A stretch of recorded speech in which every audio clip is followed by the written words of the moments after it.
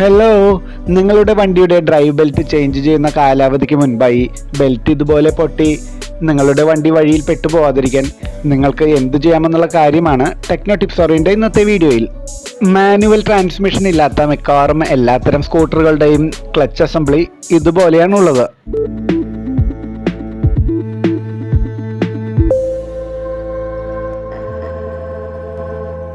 പുള്ളിയുടെ ഈ ഗ്യാപ്പിലാണ് drive belt വരേണ്ടത്.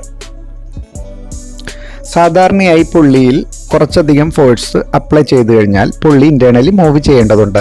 എന്നാൽ ഈ കേസിൽ പുള്ളി മൂവ് ചെയ്യുന്നില്ല. കാരണം പുള്ളി ഇന്റേണലി ജാമാണ്. ഇങ്ങനെ ജാമായിരിക്കുന്ന പുള്ളിയുടെ ഇടയിലേക്ക് ഡ്രൈവ് ബെൽറ്റ് ഇട്ട് കഴിഞ്ഞ് കഴിഞ്ഞാൽ അത് ഡാമേജ് ആവാൻ സാധ്യതയുണ്ട്. അതാണ് ഇവിടെ ആക്ച്വലി സംഭവിച്ചത്. എനിക്ക് കിട്ടിയ ഈ വാഹനത്തിൻ്റെ ഡ്രൈവ് ബെൽറ്റിൻ്റെ കണ്ടീഷൻ ഇതായിരുന്നു. പുള്ളിയുടെ ലോക്കിംഗ് ആണ് ഇതിന് കാരണം. ആദ്യമായി ഈ ലോക്ക് നട്ടിനെ അഴിക്കേണ്ടതുണ്ട്. ഈ ലോക്ക് നട്ട് അഴിക്കാനായി പ്രത്യേകിച്ചൊരു സ്പാനറിൻ്റെ ആവശ്യം വേണമെന്നില്ല. ഒരു സ്ക്രൂ ഡ്രൈവറും ഒരു ചെറിയ ബോൾ പിൻ ഹാമറും ഉണ്ടെങ്കിൽ നമുക്ക് ഇതിനെ ഊരിയെടുക്കാം. ഒരു ബോൾ പിൻ ഹാമറിൽ നിന്നുള്ള സഡൻ ഇമ്പൾസ് ഫോഴ്സ് ലെങ്ത് ഉള്ള സ്ക്രൂ ഡ്രൈവർ വഴി അപ്ലൈ ചെയ്യുമ്പോൾ ക്ലച്ച് നട്ടിൽ കിട്ടുന്ന ടോർക്ക് വളരെ വലുതായിരിക്കും. സ്പാനർ ഉപയോഗിച്ചാൽ കിട്ടുന്നതിലും വളരെ വലുത്. അതുകൊണ്ട് ക്ലച്ച് നട്ട് വേഗത്തിൽ അഴിയും, സ്പാനറിനേക്കാൾ വേഗത്തിൽ തന്നെ. ക്ലച്ച് നട്ട് അസംബ്ലി സ്പ്രിംഗ് ലോഡഡ് ആയതുകൊണ്ട് ഒരു മുൻകരുതൽ എന്നോണം ഷൂസ് ധരിച്ചുകൊണ്ട് ചവിട്ടിപ്പിടിച്ച് ചെയ്യുന്നതായിരിക്കും അഭികാമ്യം. അല്ലാത്ത പക്ഷം ക്ലച്ച് ഷൂ അസംബ്ലി തെറിച്ചു പോകാൻ സാധ്യത ഏറെയാണ്. ഇതാണ് ക്ലച്ച് ഷൂ മൊഡ്യൂളും കംപ്രഷൻ സ്പ്രിങ്ങും. ഇതെല്ലാം വളരെ വേഗത്തിൽ നമുക്ക് ഡിറ്റാച്ച് ചെയ്യാം.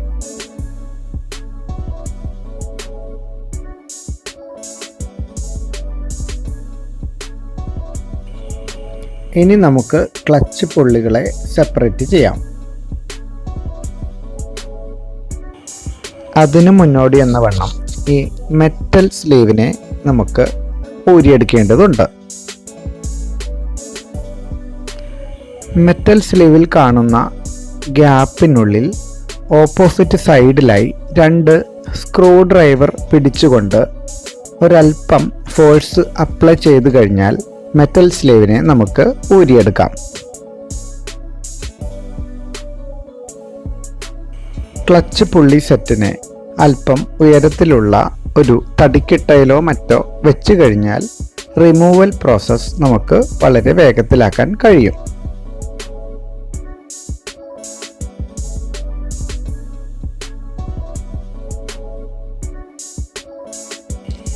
ഇനി നമുക്ക് ഡിസസംബ്ലി ചെയ്യാനുള്ളത് ക്ലച്ച് പുള്ളി സെറ്റിനോട് അനുബന്ധിച്ചുള്ള 3 ഗൈഡ് പിന്നുകളും കറസ്പോണ്ടിങ് ആയിട്ടുള്ള 3 ഹോളോ മെറ്റാലിക് സിലിണ്ടർ ബുഷുകളുമാണ്. ഒരു ചെറിയ സ്ക്രൂ ഡ്രൈവർ ഉപയോഗിച്ചുകൊണ്ട് ഗൈഡ് പിന്നുകളെ ഉള്ളിലൂടെ ഒരൽപ്പം പ്രസ് ചെയ്താൽ നമുക്ക് 3 ഗൈഡ് പിന്നുകളും വളരെ വേഗത്തിൽ ഊരിയെടുക്കാം.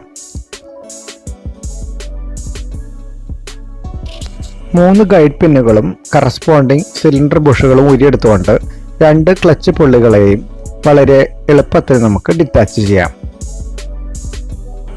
ഇനി നമുക്ക് ചെയ്യാനുള്ളത് മുകളിലുള്ള ഈ പുള്ളിയുടെ ടോപ്പിലും ബോട്ടമിലുമായി വരുന്ന 2 ഓയിൽ സീലുകൾ ഊരിയെടുക്കുക എന്നുള്ളതാണ്. ഇതാണ് താഴെയുള്ള ഓയിൽ സീൽ. ബോട്ടമിലുള്ള പുള്ളി ആക്സിൽ ഷാഫ്റ്റിലുള്ള സ്ക്രാച്ചുകളാണ് 2 പുള്ളികൾ തമ്മിൽ ലോക്ക്ഡ് ആവാൻ കാരണം. ഇവിടെ ഗ്രീസിങ് ഉണ്ടായിരുന്നില്ല.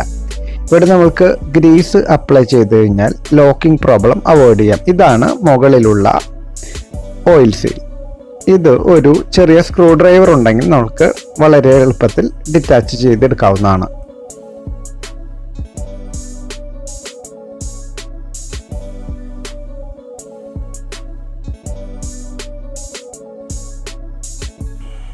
ഇനി നമുക്ക് ചെയ്യാനുള്ളത് ക്ലീനിങ് പ്രോസസ്സാണ്.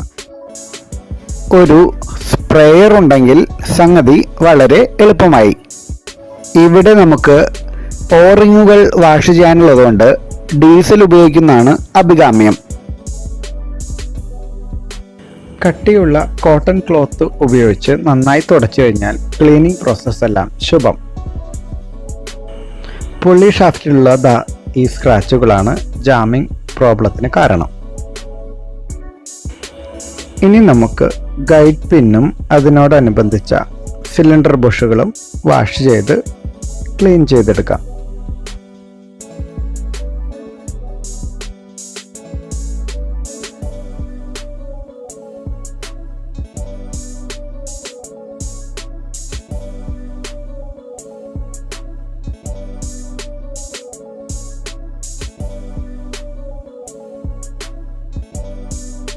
അടുത്തതായി നമുക്ക് മുകളിൽ വരുന്ന ക്ലച്ച് പുള്ളിയും കറസ്പോണ്ടിങ് ഷാഫ്റ്റും ക്ലീൻ ചെയ്തെടുക്കാം. ഇവിടെ 2 ഓറിങ്ങുകൾ നമുക്ക് കണ്ടെടുക്കാൻ കഴിയും.